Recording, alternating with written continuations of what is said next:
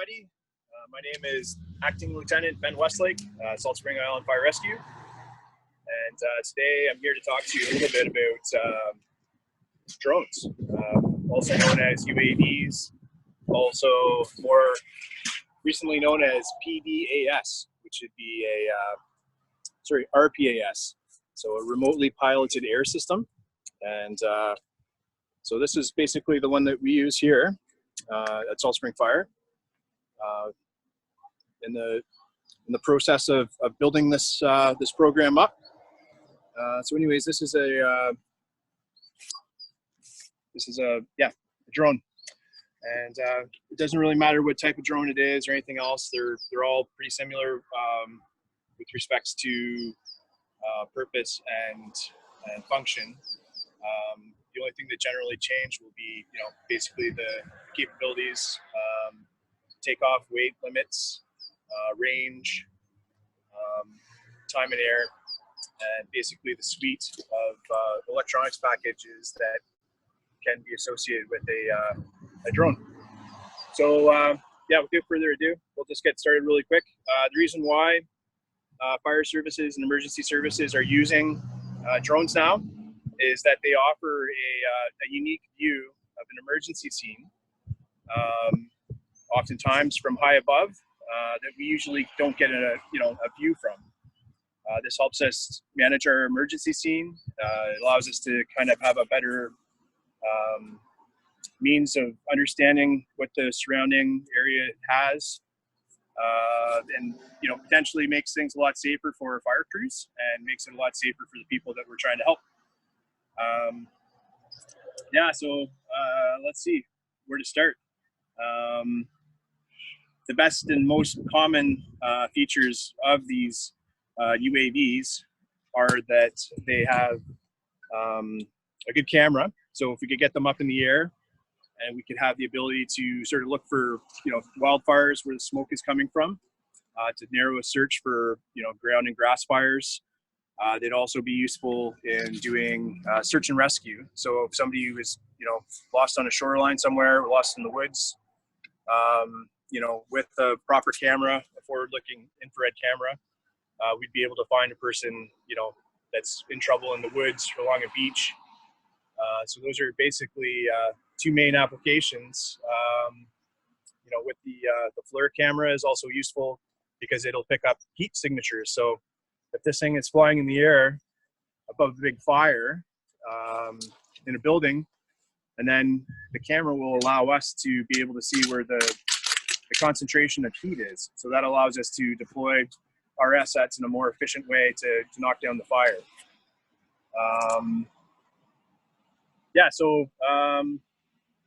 That's basically the general uses. Some agencies are using drones to basically fly naloxone kits and AEDs to people in remote communities, which is very, very useful.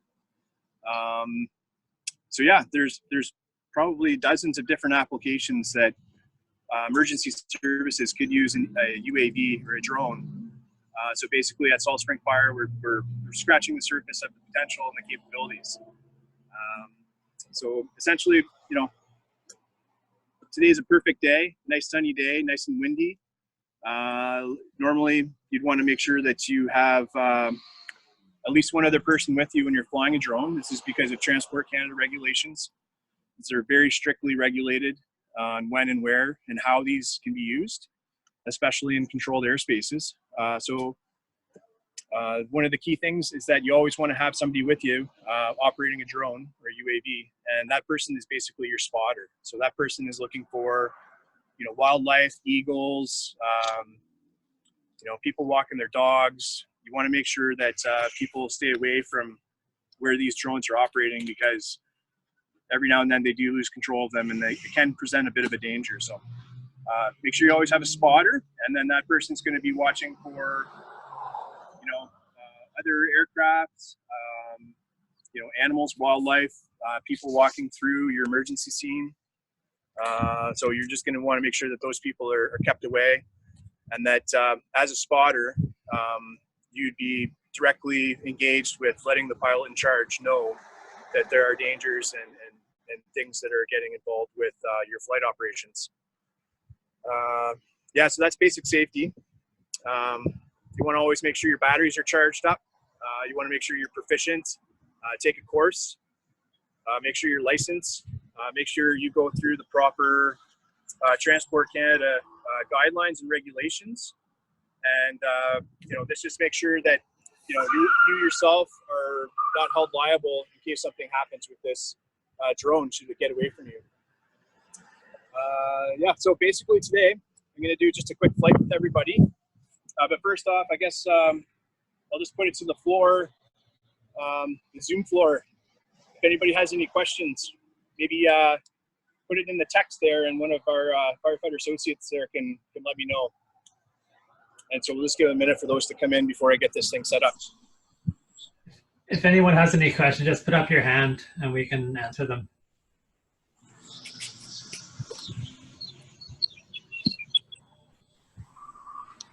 Okay, I have a question. How heavy is the drone? Right, this drone is probably, I would say, around 27 to 30 ounces, so 1.5 pounds. This is a smaller drone. They come smaller than this, and I don't want to really show the brand name because I'm not advertising for them or anything. So, but basically, you can get very, very small drones, and you can also have larger drones that can carry a payload upwards of 5 to 10 pounds or more.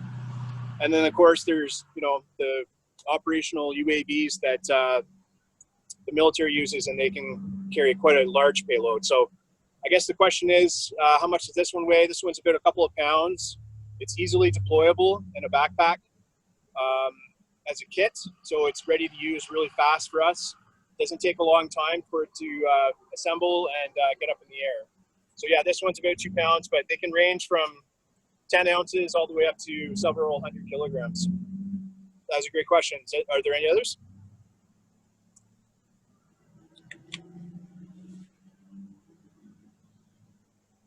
I have a question. Okay. Can they fly over like a wildland fire? They can. They shouldn't. As firefighters, as emergency service personnel, we would still be limited in how we would use this in a wildfire situation. With wildfires, and especially with wildfire operations that have fixed wing aircraft and rotary aircraft, so helicopters and airplanes that are dropping retardants and water, a UAV such as this would be a detriment because that would close their flight operations due to safety, so they would have to return to base and no longer attack the fire. So this would be an initial size up tool for us on Salt Spring to locate the fire and to pinpoint the areas we want to attack the fire. If it was growing into a larger wildland interface fire or a full-on forest fire, like a class 2 or 3 or higher, this would probably be returned to our base and put away because there would be additional air assets from the BC Forestry Service that would be coming in. And so we wouldn't want to jeopardize their operations. That's a good question. Awesome, thank you.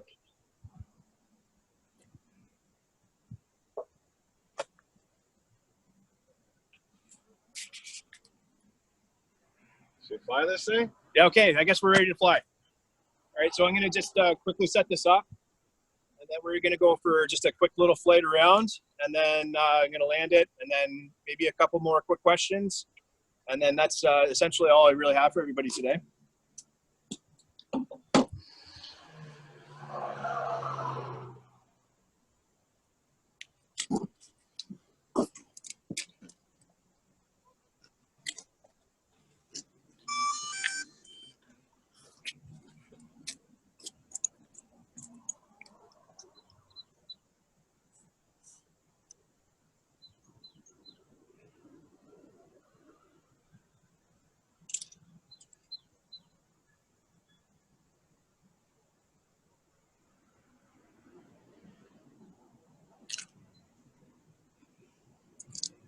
I don't know if I can get you to stand back a little bit.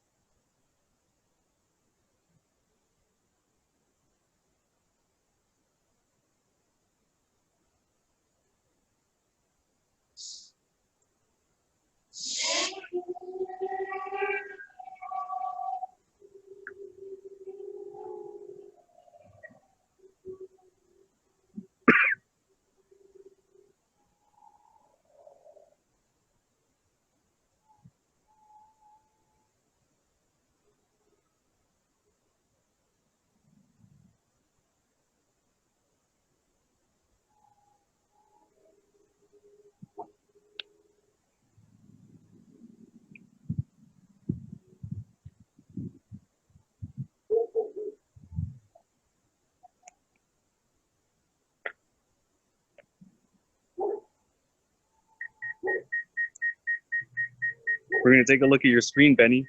Yep. Can we see that? Yep.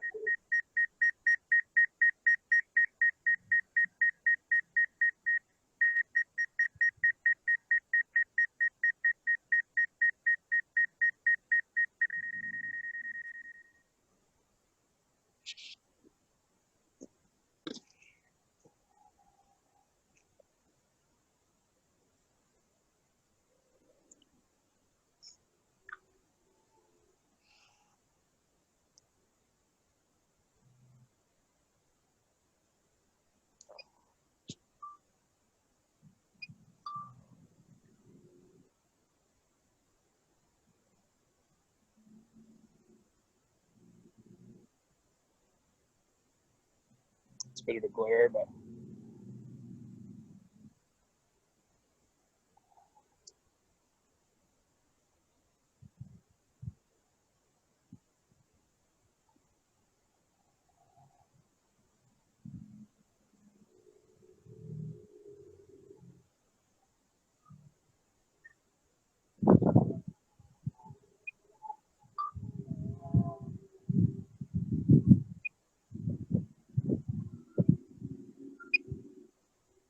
Can we get you to fan in the shade a little bit so we can see the screen a little better?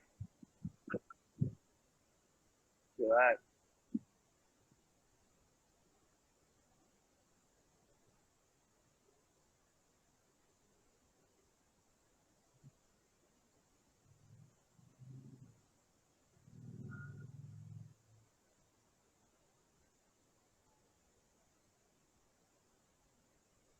Well, we have a question come in from the chat.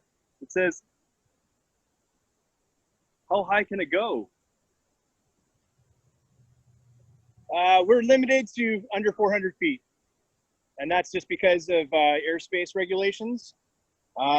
Individual units can have different ceilings, but basically the sky is the limit.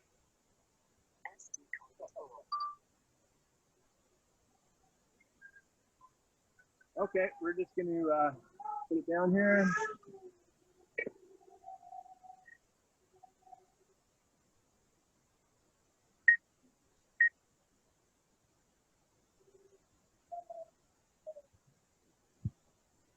I'd say that's a pretty flawless landing. And yeah, so that's basically a quick flight. To illustrate what I was trying to do there was to basically fly, get in the air, quickly go to our CCAN over here, and be able to read